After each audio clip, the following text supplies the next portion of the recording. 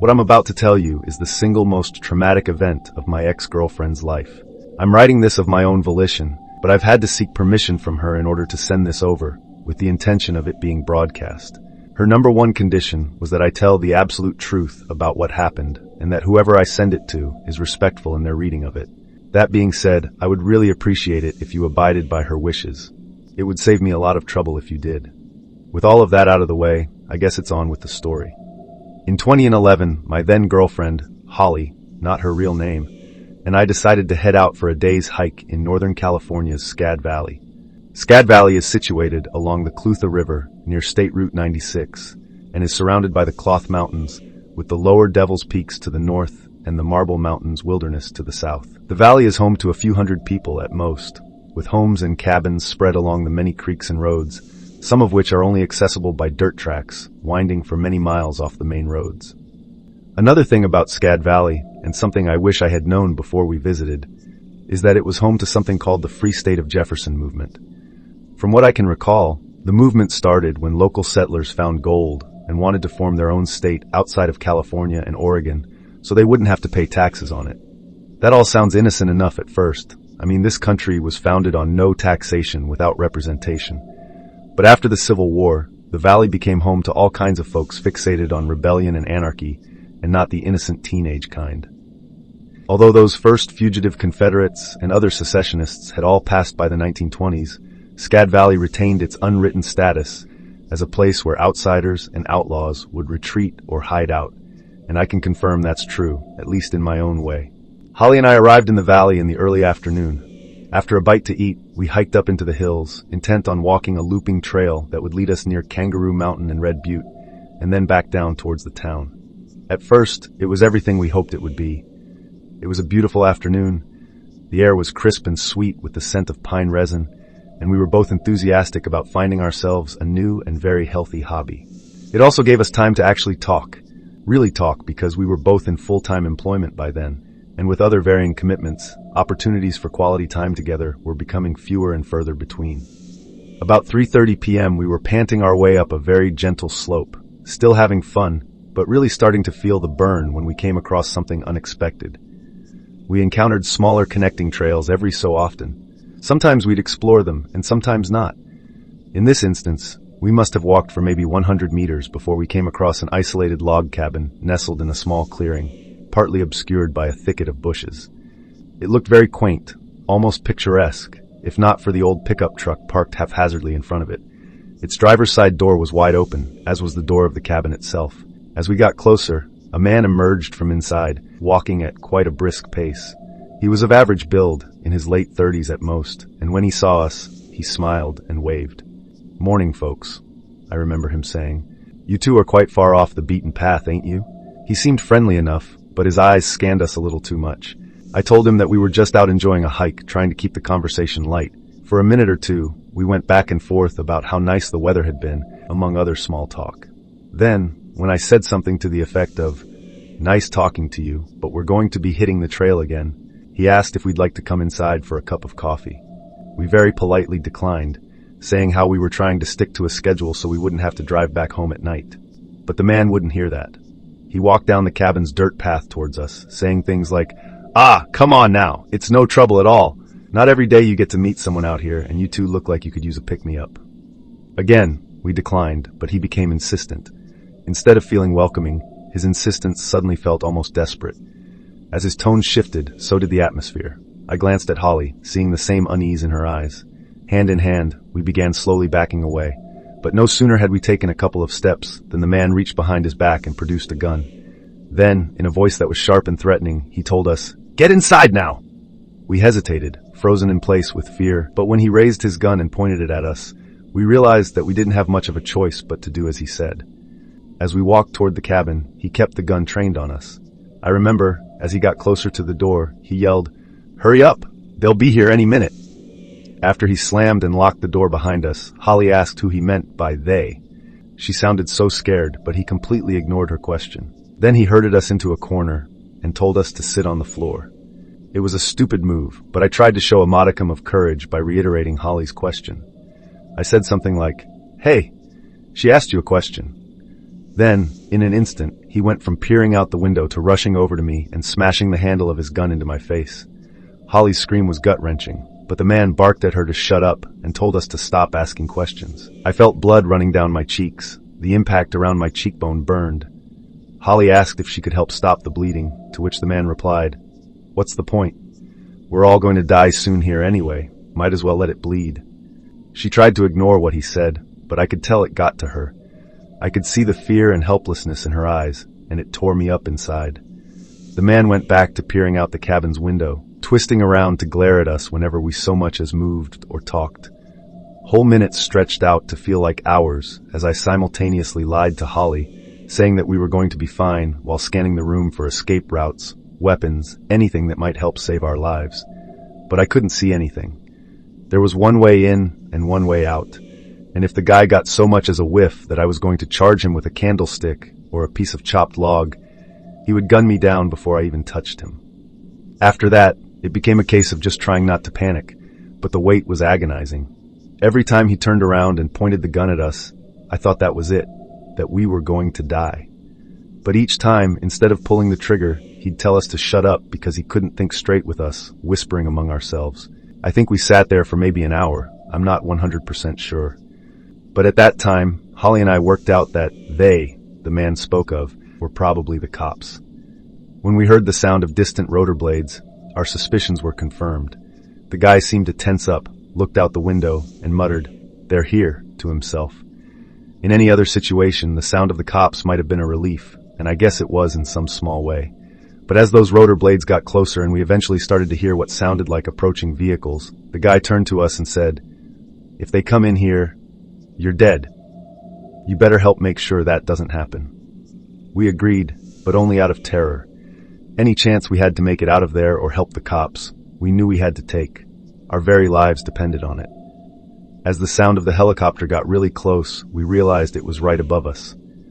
Not long after, we started to hear shouted commands outside as some sort of SWAT team disembarked from their vehicles. The guy holding us prisoner got right up to the window and started yelling, "I got hostages! Come any closer and they're dead!" All he got in response was someone calling out over a loudspeaker, saying it was the police and he was to come out with his hands up.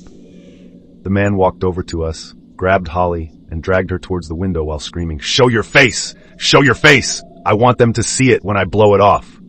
She screamed and cried as he kept the end of the gun jammed in her face, and all I could do was keep telling her, "It's gonna be okay. Everything's gonna be okay, baby."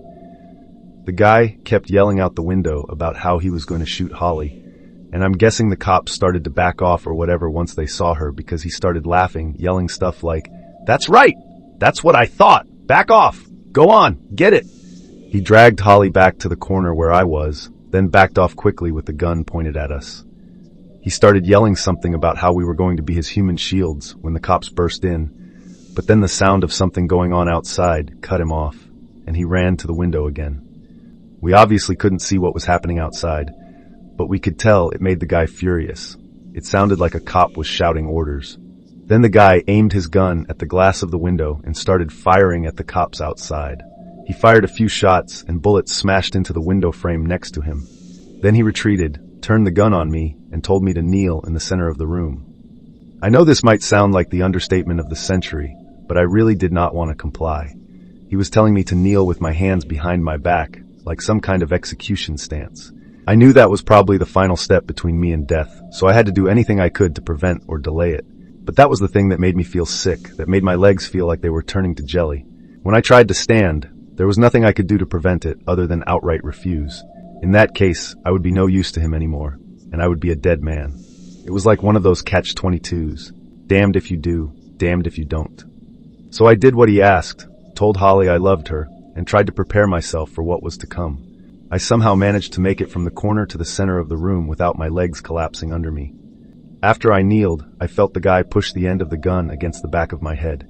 He then started to scream at the door of the cabin. "You come in here. I'll kill him. You hear me? I'll blow his head off." It was about then that I realized the cops must have been advancing on the door of the cabin, and the final few moments before they burst inside were going to be the final few moments of my life. It might sound ultra-morbidly weird, but I became hyper-fixated on the goal of not pissing my pants in front of Holly before I died. I find it bizarre in retrospect, but it's true. I thought something along the lines of, I didn't do anything to save her, so please God, at least let me go out with some dignity. I squeezed my eyes shut as the screaming from inside and outside got louder and more intense, grinding my teeth together as the guy pushed the gun harder into the back of my skull. Then suddenly, there was a bang, then another, and I fell forward onto the ground of the cabin, quite certain that I was dead. My ears were ringing, but obviously I wasn't. It just took me a minute to realize it, thanks to the debilitating terror. I was absolutely in shock, and when I finally opened my eyes and looked up, the man was on the floor trying to suck air into his lungs. Thanks to the bullets fired by the SWAT team as they burst in, he was having a really hard time doing so. I remember just staring at him for a moment, watching him slowly die. As the sound came back to my ears, it wasn't in a sort of, haha, you got yours, buddy, but rather in complete disbelief. One moment, he'd been the master of my life. The next, I was watching him breathe his last breath. One of the SWAT members said something like, "You okay? You hurt?" I was so sure that I replied to him verbally, but he ended up tapping me on the shoulder, sort of like, "Hey, you hear me?" I must have just carried on watching my would-be murderer gargling in his own blood, lost in total daze.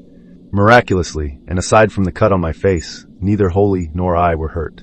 After the SWAT team cleared the area surrounding the cabin, we were driven back into town and gave our statements. Then we were free to leave. It took a while before I felt like I could drive again, so I sat there leaning over from the driver's seat, trying to console Holly as she alternated between gentle sobs and very ugly wails. I cried too, I won't lie. It was a weird mix of trauma but mainly relief that we made it. I think we both knew it was something we'd carry with us for the rest of our lives. When we were ready, we got back on the road and didn't stop until we were back in Reading. I stayed overnight in her apartment, wrapped up in blankets, just feeling sort of numb after such a horrifying and surreal experience. We stayed together for a few years after that and then broke up in early 2014. It was very amicable, and although we both lived in different cities, we made an effort to keep in touch and have the occasional catch-up via FaceTime. We don't just catch up either. We always talk about what happened that day in Scad Valley. I don't really make a point to do so.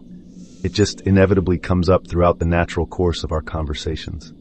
I never got into the whole therapy thing, but Holly did, and even she said talking to someone who understands is 1,000 times better than talking to someone who, no matter how many diplomas they have on the wall, wasn't there to see it and wasn't there to feel it. My name is Rachel, I'm from Los Angeles, and I've recently discovered your Spotify podcast. I think I have a story for you and your listeners. You see, back in 2013, I read a book called Wild by Cheryl Strayed. It's all about how the author's life fell apart after the death of her mom, and how she used hiking to get herself together and put her life back on track. Most of the book takes place on the Pacific Crest Trail, with the physical challenges prompting the author to have a series of realizations about her life. To me, it was like the hardship of walking 1,000 miles of trail allowed her to unlock some kind of untapped source of ancient collective wisdom. I was 22 when I first read it, and honestly, it spoke to me more than any piece of art or literature had before. I wanted that same kind of clarity, that innate wisdom to know what did and didn't matter in life. I just didn't think that I had it in me to go hiking the PCT all alone. That all changed around 2016, when the hiking bug finally bit me, and I started planning my own hiking trip along the Pacific Crest Trail to try and capture the same kind of magic I read about in Wild. Since I couldn't afford to spend too much time away from work, I decided to take a 5-night stretch of trail near a place called Tehachapi, on the far western edges of the Mojave Desert. I chose this area for 3 reasons. First, I love the section of the book where Cheryl writes about the region. Secondly, I could easily drive there. And thirdly, I was admittedly very intimidated by the prospect of hiking the more northern sections of the trail in the fall or winter. It was my first time doing anything remotely outdoorsy, and having heard the horror stories regarding mishaps and accidents, I didn't want to run before I could hike. Please laugh at that. So, it was 5 nights in Southern California just to get a taste of what Cheryl Strayed had written about. On day 1, I drove out to Tehachapi really early, then found the RV park that I'd arranged to leave my car at for the next few days. Then, it was 9 miles of hiking towards a place called Twin Oaks. Let me tell you, after all day trudging along in the heat, it was still sweltering. Even in the early fall, I was desperate to reach Lake Isabella the next day. I'd read that since all the water was coming down from the High Sierra, the creek could be unpleasantly cold at certain times of the year. They wrote it like it was a warning, but the idea of getting to cool off seemed almost heavenly after that first day's hike. The next morning, I was faced with a 20-mile hike from Twin Oaks to Lake Isabella on what I'd like to call my challenge day. The 9 miles of the first day was intended as a kind of warm-up, something manageable so I could get used to the pacing, the terrain, and navigation. But on the second day, my challenge day, I really tried to replicate the grueling pace of Cheryl Strayed's journey in Wild. Frankly, I couldn't have picked a worse stretch of terrain. The second day's hike required me to climb up and out of a valley, which was hell on my legs, still totally unaccustomed to that level of exertion. The only real relief came from the shade of the trees as I walked through the chaparral. Finally, at the waters of Lake Isabella, I was so tired I was on the verge of nodding off by around 9:30 that night. The next morning, I woke up sore, tired, and cursed myself for having totally overextended. I faced another 13-mile hike, which was laid out over much easier terrain, but by then I was so exhausted that I wasn't sure if I could make it in time. My goal was to camp near the Sugarloaf Mountain campground, as I knew there'd be a lot of amenities there that I'd be sorely in need of by the end of day 3. But the 20 miles of the previous day felt like it almost killed me. So being faced with a similar distance that third day was intimidating to say the least. Hiking across the open desert near Isabella was tiring but simple, as the trail in front of me was easy to stick to. But then, towards the afternoon, as I started up into the hills, I began hitting patches of forest where the trail wasn't nearly as well defined. At one point, I walked off the trail just a little to take a bathroom break. When I returned, I thought I was heading down the same trail I had just been walking on. But after about 10 to 15 minutes, the trail opened up into a dirt road. I realized it was taking me off the PCT and down towards Wofford Heights. I decided to take the opportunity to stop, drink a little water, and check my map just to ensure that I hit the right trail. Upon heading back, I thought I was alone. Literally, there wasn't a soul in sight. But then as I focused on studying my map, the sound of a man's voice suddenly startled me. All he said was, "Hi there," in a cheerful, friendly voice. When he saw that he had startled me, we both kind of laughed it off as he apologized. He was a short, tanned man in a vest, shorts, and sandals, with a sandy-colored bush hat on the top of his head. He introduced himself as Alan and said he lived down the path in a home closer to the highway. He added that he often ran into hikers during his own walks up in the hills, since he was out on a short afternoon constitutional, his actual choice of words. He offered to walk me back toward the trail and then direct me onto the path that would take me to Sugarloaf Campground. Alan was a warm and very friendly person, so I figured, why not? We began walking at a leisurely pace back toward the trail. Alan and I talked a little bit about what I was doing out there, as well as why I was doing it. He said he thought it was really cool that a book had inspired me to head off on a real-life adventure. He told me that in his youth, he'd always wanted to go on a cross-country road trip after reading Jack Kerouac's On the Road. He also said that I'd picked a great stretch of trail to get to grips with. It was a little challenging for a beginner, maybe, but I should be proud of myself for making it that far without collapsing or giving up. At the time, his praise meant the world to me, and I guess Alan will always have a special place in my heart for that reason. But as I'm very sorry to say, my memory of the man is somewhat tainted by the warning he gave me. It was a warning that in hindsight I'm very appreciative of, but the memory of him and what came next on my little soul-searching adventure are frighteningly inextricable. Alan told me that the wilderness between Black Mountain and Sugarloaf Mountain was some of the wildest in America.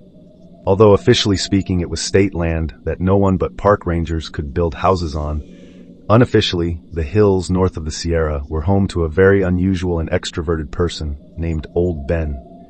Alan said Old Ben was a hermit who had been living out there for as long as anyone could remember. Although he was an eccentric old recluse, he was harmless and had never been known to hurt anybody. I can't remember the exact words he used, but as soon as Alan said that Old Ben had never hurt anyone, I was kind of on edge. I mean, it was a very loaded statement, right? Why even bring it up at all? I asked Alan what exactly he meant by eccentric. If he had to follow up with such a weighty reassurance, then in so many words he told me it was a very long and complicated story, one unworthy of telling since I probably wouldn't even bump into Old Ben in the first place. But on the rare chance that I did, just so happened to run into him, I should rest assured that he posed no threat to me whatsoever. Again, I couldn't help but feel the very opposite of reassured by what Alan was telling me. At the same time, I was not without protection. Securing a permit to carry a concealed firearm on the California section of the PCT involved navigating a complex web of state and local regulations.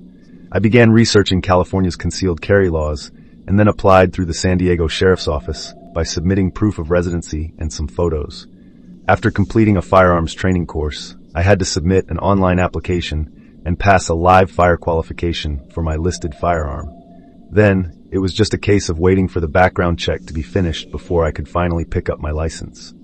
Once all that was over and done with, I had to familiarize myself with the PCT-specific regulations regarding firearms, because to be perfectly honest, there was no way I was going to head out there in the middle of nowhere without being able to properly defend myself.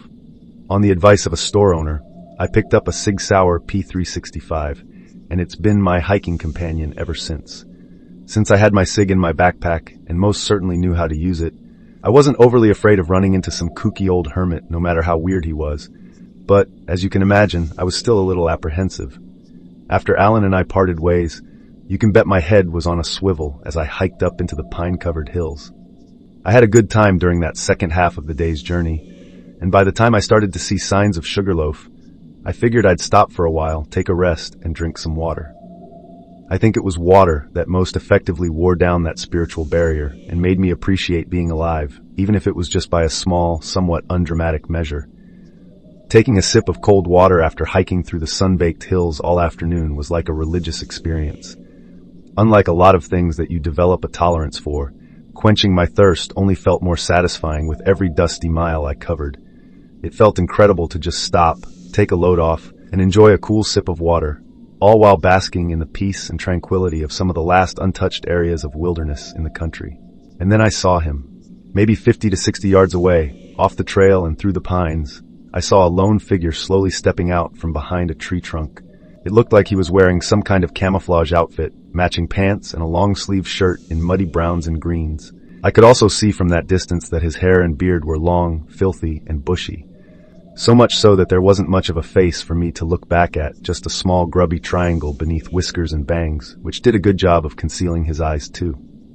I knew who it was right away, purely based on the fact that he stood still as a statue and simply stared at me.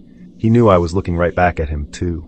He must have known, and it didn't seem to bother him in the slightest. It was old Ben. It had to be. And even though I was nervous as hell, I raised an arm and waved at him. Old Ben watched me. As I gave him what was probably the most awkward wave ever, he kept on staring for maybe a minute more. Then suddenly, he raised his own arm and returned my awkward wave, but not in his own way. He was mimicking me, kind of, and very crudely too. I literally couldn't tell if he was doing it to make fun of me or if it was him, sort of, I don't know, trying to return my energy. Either way, I didn't take offense, and I was nervous as hell anyway, so I had no idea what else to do other than just try and talk to him. So, that's what I did. I called out, "You're old Ben, right?" He didn't say anything at first, then I saw him shift a little before he yelled back, "You're old Ben, right?" with the exact same tone and enunciation as I had said it. Again, it didn't overtly sound like he was trying to make fun of me, but the way he mimicked my voice was extremely unsettling. I don't really know if I can properly describe it, but it was almost like he'd forgotten how to talk and was mimicking the sounds I was making because they were all he could remember. I know that might sound crazy, but I honestly don't know how else to describe it. He wasn't aggressive. He didn't start approaching me or anything. He just mimicked everything I did that was directed at him while staring at me through those curtains of grimy, dark brown hair.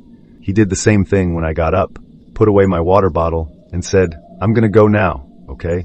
Only he fully waited until my back was turned and I was walking off down the trail before unleashing this creepy, almost squeaky sort of, "I'm gonna go now, okay?" I was totally expecting him to do it, but it still made me jump a little to hear it. When I turned to give him one final wave, I didn't say anything extra, and I didn't look back as I walked. I kept looking over my left shoulder to where I'd seen him through the trees, and I think I only went maybe half a mile tops before I unslung my pack and retrieved my SIG. I grabbed the magazine, checked the chamber, loaded it up, and then pulled back the release. In an instant, I felt a little more secure. Alan had assured me that he was no threat, but after that first interaction, I definitely understood why people thought they were in danger whenever they ran into old Ben. The way he behaved made my skin crawl, and while I was sure that sensation subsided once you got to know him a little, I was very much in the "I don't want to know you at all" camp when it came to old Ben and his creepy mimicry. With my SIG in my pocket and still looking over my shoulder every so often, I made it a few more miles up the trail towards Sugarloaf Mountain. The fact that there were multiple campgrounds out there made me think that there'd be at least a handful of modern amenities, be it a store, some camp showers, or even just a bathroom. But there was nothing. Absolutely nothing but a few clearings marked by some rotten signage. Never again did I make that same mistake, and I always properly researched my campgrounds from then on. But I still had to learn the hard way on that first trip along the trail, and let me tell you, it sucked. I was tired, I felt gross from being so unwashed, and I was dreading the inevitable squat in the woods that I was going to have to take. If I dared drink a cup of instant coffee after dinner, that was probably one of the lowest points of the hike for me, when I started to kind of question what the hell I was doing. But eating, giving myself a wet wipe shower, and finally doing my business after a few days of holding it really raised my morale. By the time I was setting up my tent for another night of well-earned rest, I felt like I was living the dream. It's amazing what a few chocolate chew bars and a good poop can do for a girl's spirits. Before I planned on crawling into my tent for the night, I figured I'd sit by my campfire and soak in the atmosphere of the woods. I hadn't forgotten about the encounter with old Ben, but with my cig at the ready, I felt safe enough to relax, at least as much as it's possible to relax when you're all alone in the woods at night. As time ticked by and I started to grow more and more at ease, I remember how serene and timeless it all felt. Sitting by the warmth of the fire as the flames danced and crackled, listening to the chirp of the crickets as the deep blue twilight ebbed away and a twinkling darkness took hold above. It felt beautifully primitive, like I was reconnecting with something lost while bringing the pages of my favorite book to life. I remember thinking, so this is what it feels like, and smiling. Then, maybe a second or two later, that smile was wiped from my face when I heard the sound of some shifting in the darkness in front of me. It was clearly and very audibly distinct from the sounds of fire and surrounding wildlife. I'd grown used to the crackle and snaps of burning wood or the frenzy scurrying of an animal rushing through the undergrowth. But what I heard in that moment was unmistakable. A slow, deliberate footfall, the sound of foliage gently crunching underfoot. I tensed up, my eyes darting to where I thought the sound had come from. It was right in front of me, maybe just a few feet into the darkness beyond the orange glow of the campfire. "Ben, is that you?" There was silence for a few seconds, then the sound of another soft footfall in the darkness ahead. I reached for my cig and my tone got less friendly. "Ben," I said, "I don't appreciate unwanted guests. I'm asking you nicely. Leave me alone." I listened for his response, but I only heard the crackling of the fire. I asked if he could hear me, sitting up as I gripped my pistol, and then I heard him suddenly parrot with a very squeaky, "Can you hear me?" It was one of the weirdest moments of my life. I'd never been so relieved, and so not relieved at the same time. Because while the devil you know is still a devil, I didn't really know old Ben at all. But since he didn't know me either, I figured maybe that was the issue. He didn't step into the firelight, he just stayed out of view in the darkness. But I knew that he was still there. It was like I could feel him. Alan had mentioned something about old Ben feeling a sense of ownership over the land, and how that was partly the reason why he'd make himself known to people in the way that he did. So I figured maybe just telling him what I was up to would prompt him to leave me alone. "Hey Ben," I said. "Hey Ben," came the reply instantly this time. "I've been out hiking, and I didn't know that you lived here," I said. "But tomorrow, I'm heading back the way I came, so you don't have to worry about seeing me around." "Okay." There was silence. I figured he was about to mimic me right away, but he didn't. He stayed quiet, so I kept talking. "I heard you like to pay visits to people, but I'd appreciate it if you just left me alone so I could get some sleep. I've got a long day ahead of me." That was as far as I got before I heard him say something, or more like wheeze or hiss something back at me through the darkness. He said, "Worry about seeing me," still kind of mimicking the way I said it, but drawing it out very bravely, like he was feeling out the words through saying them. I felt an actual shiver run down my spine from how creepy he sounded as he talked, and the sound alone was enough to silence me for what felt like a full minute after he stopped. I was terrified. I started to think that I could see him, that my eyes were adjusting from staring into the darkness at where I thought he was. He looked hunched over, body right up against a tree like he had an arm around it, but he was still just a shape in the darkness. "Ben," I remember saying, "I'm going to head inside my tent now, and I'd like you to leave. I have a gun, and I really don't want you to put me in a position where I feel like I have to use it." I remember feeling this brief swell of bravery after mentioning my pistol, but I was amazed at how quickly it was snuffed out by the voices in my own head asking, "What if you miss? What if he's fast? What if you can't?" He didn't say anything in response to what I guess amounted to my threat, and part of me thinks that's because he understood it. But if he did, he showed no sign of doing so. As the seconds ticked by in almost complete silence, I realized that there was no way in hell I was about to stand up and turn my back on this guy. It was only then that it really hit me just how quiet he'd been during his approach. He had gotten within maybe 10 to 15 feet of me in almost total silence, and I hadn't noticed until it was almost too late to do anything about it. That's when I realized, or when the thought occurred to me, that Ben was so sneaky and silent because he wasn't wearing any shoes or boots. I told him again that I'd like for him to leave, and then just kind of put my pistol on my lap, holding it just so he could see it. After softly mimicking me saying, "I'd like for you to leave," I told him again that I'd like for him to leave. Then I heard him turn, and his soft footfalls grew quieter and quieter as he walked off into the darkness. I think I breathed the biggest sigh of relief of my whole life as I heard his footsteps fade into silence. I think if it hadn't been for that guy Alan telling me that old Ben was harmless, I might have been scared enough to just open fire on him. But something kept that thought from my mind, and meant all I did was issue a verbal warning when I was so scared I think a warning shot might have been more fitting. The way he said, "Worry about seeing me," was like he'd picked those words out from what I'd said to him, remembering what they meant. He sent them right back at me as a warning. To this day, I don't know if that's 100% accurate. I have no idea what was going through his mind. But the thought bothered me enough that for at least an hour, I toyed with the idea of packing up and heading back the way I came. The only things that stopped me were the exhaustion and knowing that I had my pistol with me, so that if Ben decided to make me the first person he ever tried hurting, he wouldn't do so without catching some hurt of his own.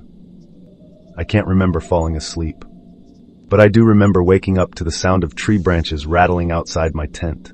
Something was climbing a nearby tree. That much was clear to my half-asleep brain as it booted up. The only question was it old Ben, and if not, what was it? I sat up, gun in hand, and just listened for a minute or so as whatever it was scrambled higher and higher until it sounded like the noise was coming from right above me. There was a little more rustling and creaking as whatever it was kept moving through the trees above me, and then it stopped. I had a pretty good idea that it wasn't a bear. Bears make bear noises, and you hear their claws scratching against the bark when they climb trees. Heck, it was my first time in the woods, and I knew enough to know that. No, I knew who it was. It was old Ben. From the way he was moving, he was trying not to wake me. I was scared, very scared, but unlike the first two encounters, I was actually kind of mad during that third one, so I decided to give him another warning. I told him, "If you come near this entrance to my tent, I will shoot you." There was a pause, and as you can expect, he whispered back, "Come near." I felt that flush of anger again and made a point of unloading and reloading my pistol, pulling back the slide with a very satisfying loud chunk, as if to illustrate that I was serious. I wanted to leave, I really did. But the idea of packing up all my stuff while Ben was perched above me in a tree, well, let's just say that meant the most attractive option was staying put with my pistol at the ready. He stayed quiet above me for a few minutes, to the point that I wouldn't even have known he was there if I hadn't heard him climbing that tree. So against my better judgment, I decided to lay back down and see if I could rest my eyes. I knew for a fact that if he so much as scratched up there, I'd hear it, and it put me on edge. I leaned back down and rested my head on my little pillow that I'd made out of my pack, feeling myself become trapped in this limbo of simultaneously needing to sleep, but not being able to. Every time I even got close to thinking I might be able to pass out, a little voice in my head would say, "He's still above you, up in that tree, and he's waiting for you to fall asleep." I immediately opened my eyes very wide, blinked them a few times, and took a deep breath, gripping my gun a little tighter. It went on like that for hours, and thankfully, very little else happened that night. Old Ben stayed up in that tree, I think keeping quiet for the most part, and then he kind of slinked off just before dawn, as quietly as he'd arrived. But there was one thing that he did, maybe an hour or so before he moved on, that will stay with me for as long as I live. At one point, I heard something like heavy breathing coming from above me, and I was thinking, "Oh God, what is he about to do?" I thought Ben might have been whispering something at first, but then, as he let out a little laugh, I caught just a hint of melody to his voice and realized this freak was singing. I couldn't make out 90% of what he was saying, but there was one part, I'm guessing the chorus, that kept looping over and over. I slowly pieced together one of the lyrics to his little song. I say his little song because I later Googled these lyrics and nothing matched, so who knows if it's a tune that's been lost to time or something he just made up. But either way, it creeped me the hell out. He was singing, "I'm just a little sleepwalker, walking in my sleep, and I'm dreaming of that girl I'm going to keep." Then he moved back to something else. I couldn't hear, and he kept on going for 20 or 30 minutes, maybe before he finally went quiet again. All I could think was, I'm not gonna be that girl, Ben. For a moment, I debated saying that out loud, but I didn't because I knew exactly what his response would be. He'd say, be that girl, plucking out my own words and using them against me. I knew it would make my skin crawl if he did, so I just kept my mouth shut. After old Ben climbed out of his tree and crept off into what little remained of that darkness, I waited until the blue light of dawn started to creep into the forest before unzipping my tent and peeing outside. I wanted to be 110% sure that he was gone, that he wasn't just watching from a distance and waiting for me to let my guard down. I kept my gun handy as I dismantled my tent and packed all my stuff away, checking over my shoulder and scanning my surroundings maybe every 30 seconds or so. Every time I'd focus on my task for a little too long, that little voice would pop into my head again. He's behind you. He's creeping up behind you. He's going to get you. The thought would crawl back through my mind, and then I'd spin my head around and breathe a huge sigh of relief when I saw that I was still alone. That carried on until everything was packed away. Unlike the first couple of days, I walked away from Sugarloaf Mountain with my gun openly in my hand. I didn't give a good goddamn who saw me, because if anyone objected, I'd just simply make it clear that some inbred hick psycho was stalking me while singing about keeping me. I mean, I'm sorry to be rude, but how much am I supposed to take without just getting mad and resenting him? By that point, I kind of didn't believe old Ben had never hurt anyone, and if that was true, I genuinely believed another night there would have resulted in him making me his first victim. The hike back toward where my car was parked involved 2 more nights in the woods. But as soon as Lake Isabella came into view, I realized that I had absolutely no desire to risk camping out in the woods when I had some perfectly good motels right there. I figured I could take a shower, spend the night in a soft bed, then catch a bus down the highway a little before getting back on the trail so I could spend my last night near Twin Oaks as I'd planned. Old Ben would have been one hell of a tracker to follow me all that way, but even so, I was out of his territory. I figured even if I hiked, maybe he'd just have left. Maybe. But in a way, that really was just wishful thinking on my part, I suppose.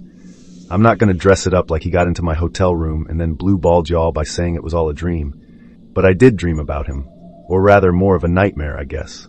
I dreamt that I woke up because I heard him singing that creepy little song. I'm just a sleepwalker, walking in my sleep, and I'm dreaming of that girl I'm going to keep. I woke up startled, exhausted, and disoriented, and I really did think old Ben was in the room with me for a second, and I was back in that tent. If there was anyone checking into the room next to me that night, they probably heard one hell of a scream at around 3 a.m. in the morning. If that was any of you listening, staying in the Lakeview Motel that night, then I sincerely apologize for frightening you. Thankfully, I didn't have any creepy nightmares when I slept in my tent at Twin Oaks. I slept rather soundly through that night. But that doesn't mean old Ben wasn't on my mind as I made my campfire and settled in for the evening. In fact, every single time I went hiking since that first fateful trip, memories of old Ben have revisited me.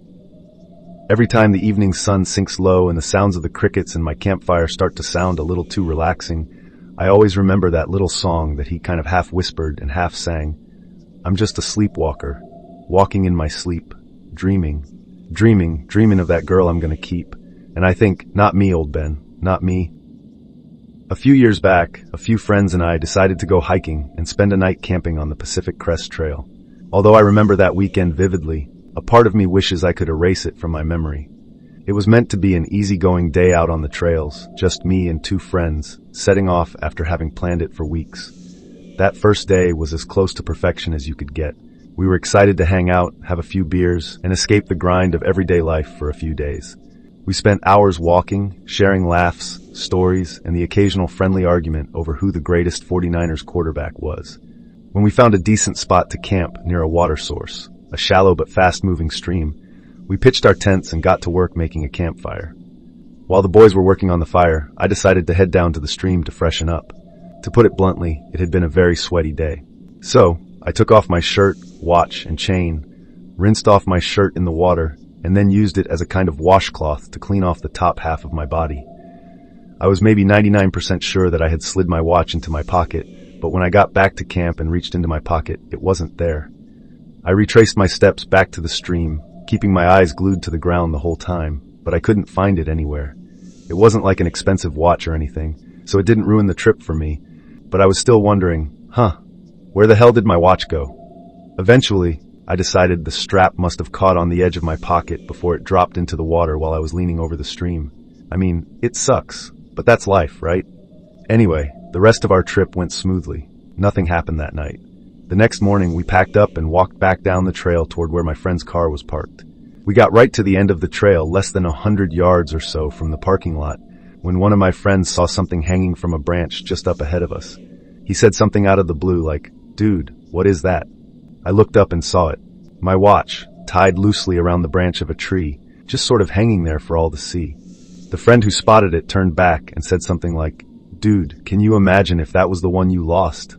But when he saw the look of surprise and elation on my face, he realized the same thing I did, that it actually was my watch, and that some kind stranger had left it there on the off chance that its owner would spot it upon leaving the trail.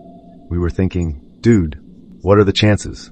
Then a second later, my two friends stepped out of the way so I could take a running jump to grab my watch off the branch, as it was maybe a foot or two above head height.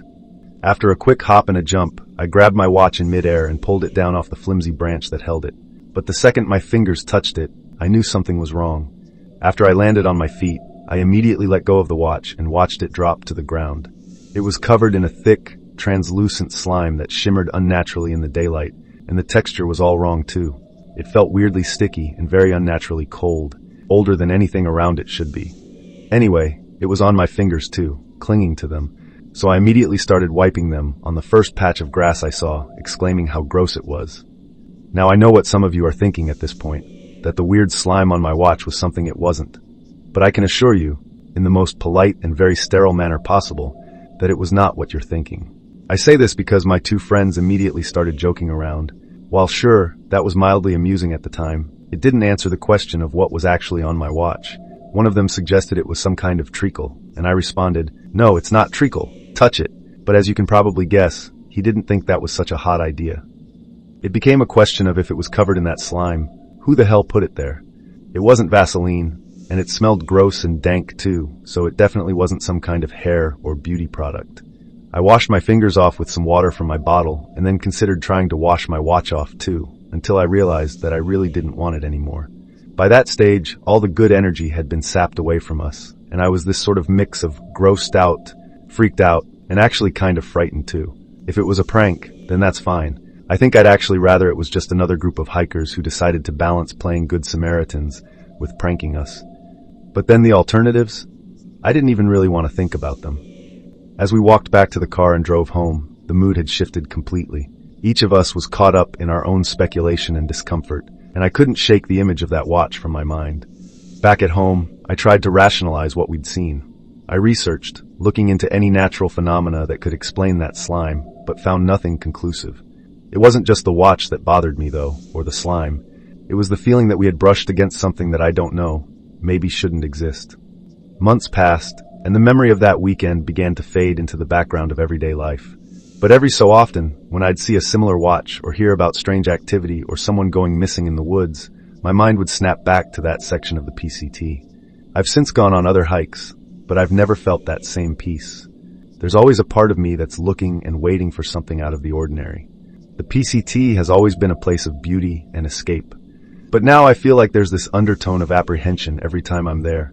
That watch dripping with that unknown slime, put there by God knows who and taken from me through God knows how, is just sort of a tiny glimpse into the mysteries that might lurk in the places we only think we know. Did you enjoy this content? Share your thoughts in the comments below. Support us with a like and subscribe so our channel can reach more people. Thanks for watching until the end.